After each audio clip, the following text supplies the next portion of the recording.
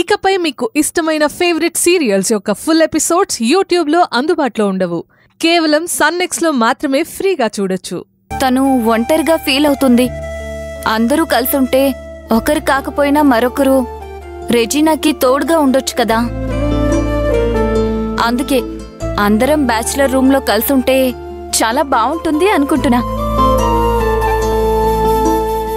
మీరు చెప్పే కారణం గురించి నాకు క్లారిటీ లేదు, కానీ మీరు నలుగురు కలిసి ఉండడం వల్ల నాకే అభ్యంతరం లేదు.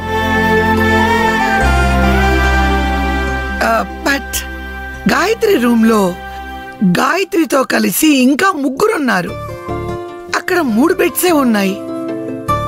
సల్మా రజీనా అక్కడికి వెళితే 5 మెంబర్స్ అవుతారు. ఎలా అడ్జస్ట్ అవుతారు? అడ్జస్ట్ అవ్వగలరా?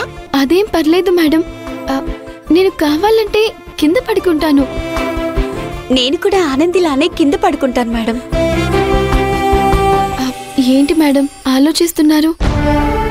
కావాలంటే కింద పడుకుంటామని అంటున్నాం కదా. మీరందరూ నేల మీద పడుకోవడానికా నేను హాస్టల్ నడుపుతుంది? హాస్టల్ కంటూ ఒక పద్ధతి ఉంటుంది కదా. మీ నలుగురికి కావాలంటే బెడ్స్ అరేంజ్ చేస్తాను. బట్ మీ రూమ్ లో ఇంకొక అమ్మాయి ఉంది కదా, ఆ అమ్మాయి కూడా అడ్జస్ట్ అవ్వాలి కదా. మీకోసం ఆ అమ్మాయిని వెళ్ళమని చెప్పలేను. అదే ఏం చెయ్యాలా అని ఆలోచిస్తున్నాను.